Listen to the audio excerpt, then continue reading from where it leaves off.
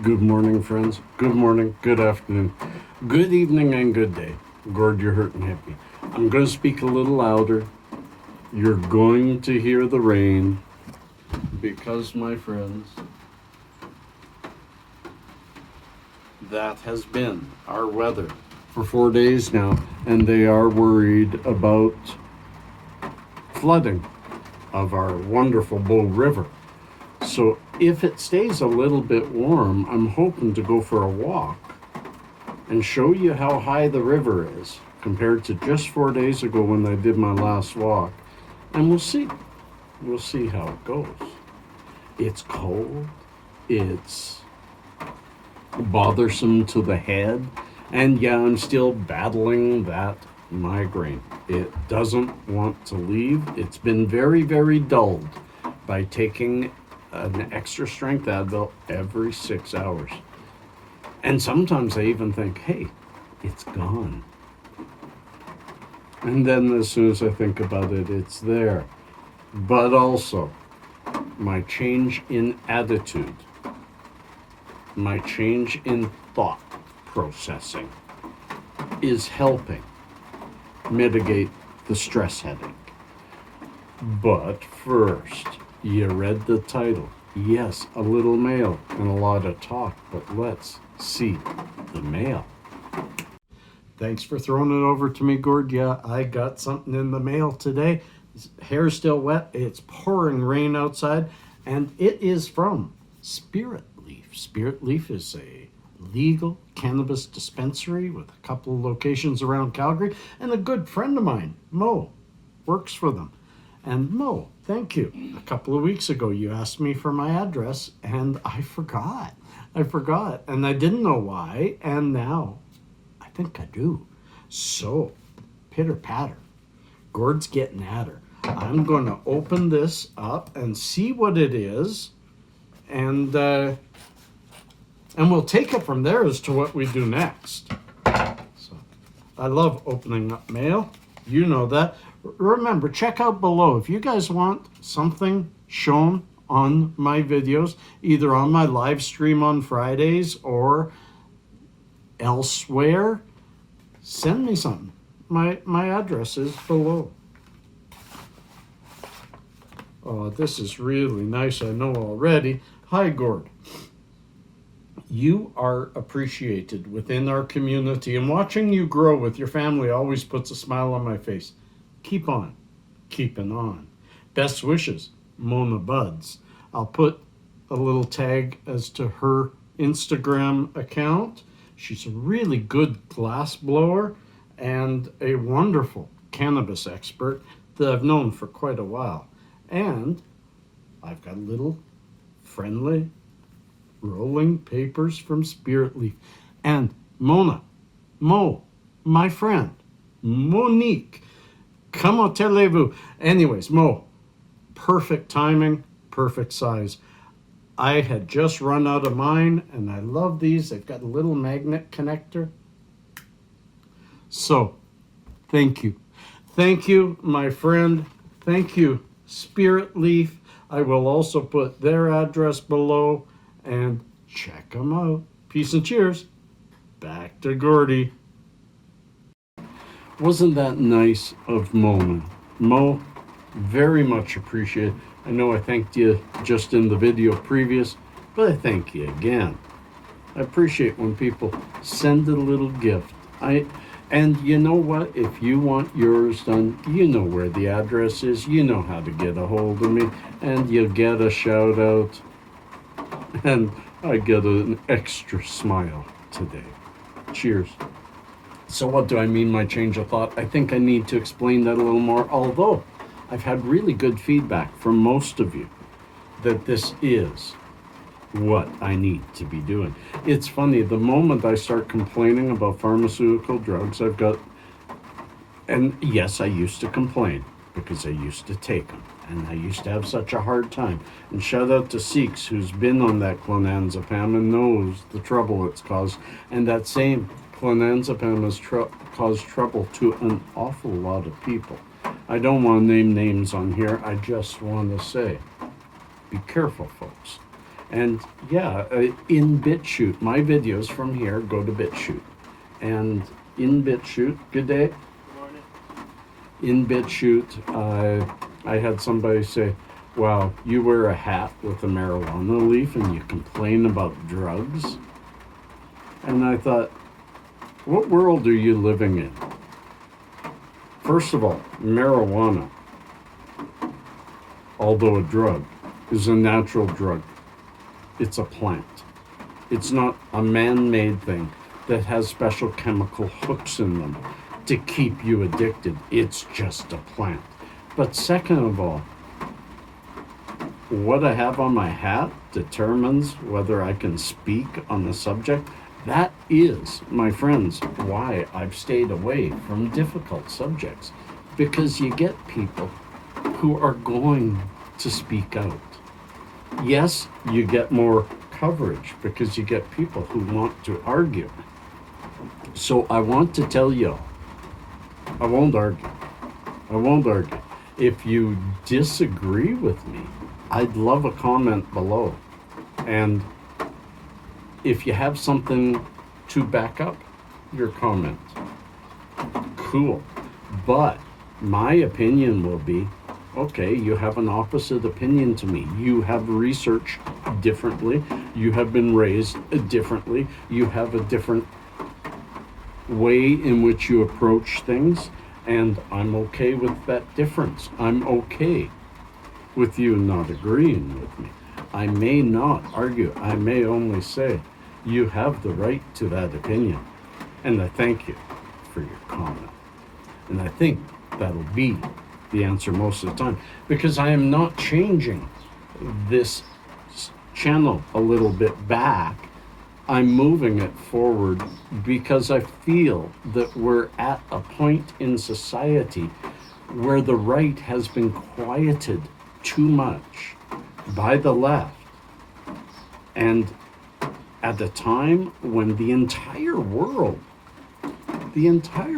has shifted their entire political structure to the left because they're locking down their citizens. They are everywhere, hammering down on our freedoms and slowly doling them back out while giving warnings that this could happen again and again and again. And those warnings are precursors to them saying, we can't give you the whole freedom back again. But at the same time, you'll have the freedom people coming forward and fighting hard. And I'm not the right, nor have I really ever been the left. I am more center. But when everything has moved so far left, I need to move back into that center. We need to express our freedoms, express our right of choice, express our right of society being what we want to make of it. Yes, we live in a society. Yes, we have to pay attention to the rights of our neighbors and our friends and I don't have any enemies. The rights of our friends, the rights of our neighbors should not be impeded by us expressing our own rights. However, if those rights have been taken away, then our expression of them need to teach our neighbors that they have those rights too. It's not an easy subject. It's something that I've spoken about many a time. And it's something that has driven my life is, don't tell me what to do. Advise me. Give me advice. Give me opinion. Give me some backed up data. And you might get me to do something that you want me to do. Ask me nicely if it's just a favor, and it will get done. But as I once told my ex-wife, who told me, absolutely insisted I do something, I said, that's the last thing you do with a hippie, is tell them specifically what to do.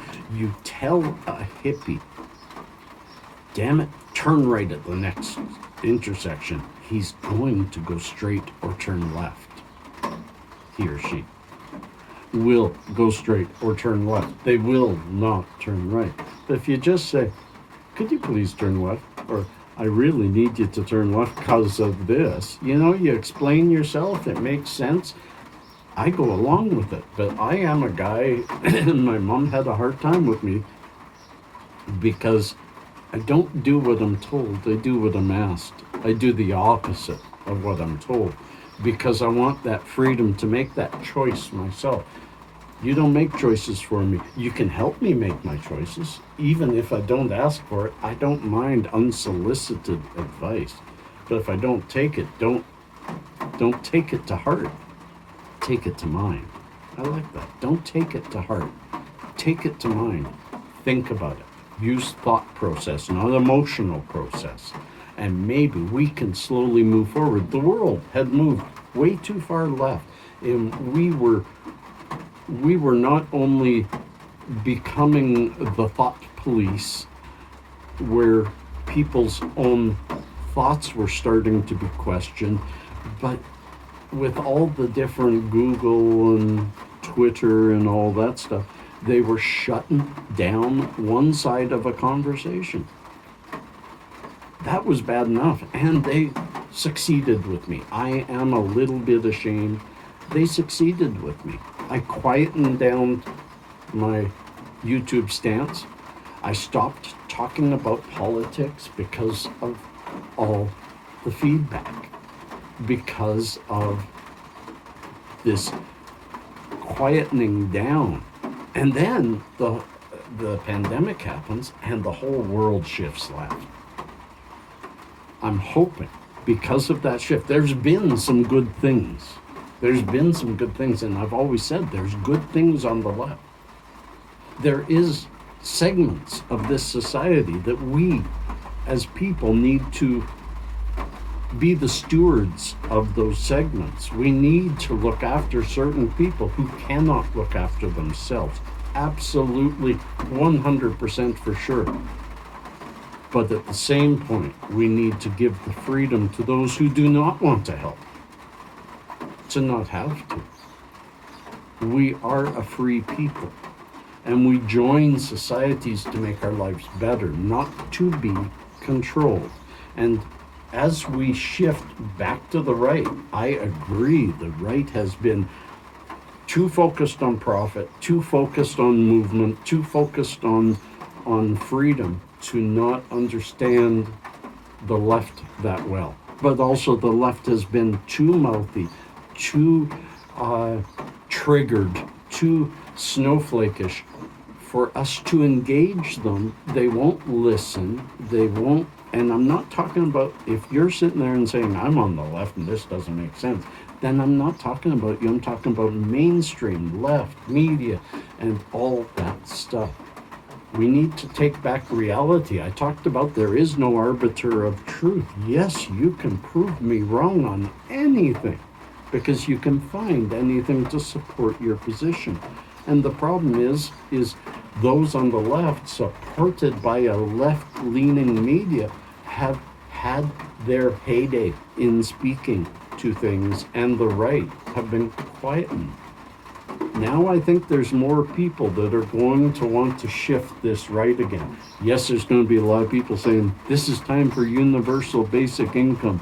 This is time for realizing that we don't need billionaires. They need to be heavy taxed and all that left stuff that is too far left, that is too socialist. We moved into a socialist extreme by choice. Most places didn't initiate laws. They initiated understanding and memorandums and kept us inside. Now, friends, it's time for us to start the discussion of how we move back to the center, and how, once we get there, we listen to the right and we listen to the left, and we allow both to exist in their entirety, because we should not be scared of thought. And with that, we go to little known facts.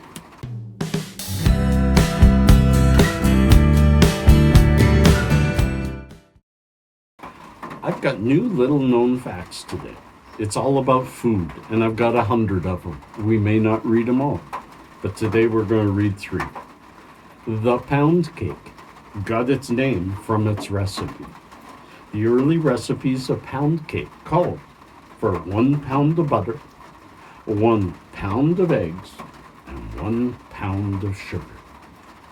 That's one heck of a big cake. Number 2, the most supermarket wasabi is just simply horseradish. Wasabi is a Japanese horseradish, but it's very, very different. But most real wasabi is very challenging to make, and it's very expensive. So as an alternative, most wasabi for sale is just colored horseradish with a bit of flavoring added. And the most expensive pizza in the world costs $12,000. Wow. That's because it takes 72 hours to make and can only be made in your home by 3 Italian chefs that come to your home. It's topped with 3 types of caviar, bufala mozzarella, lobster from Norway and Salento, and pink Australian sea salt. You heard it here first. Peace, cheers, love and harmony.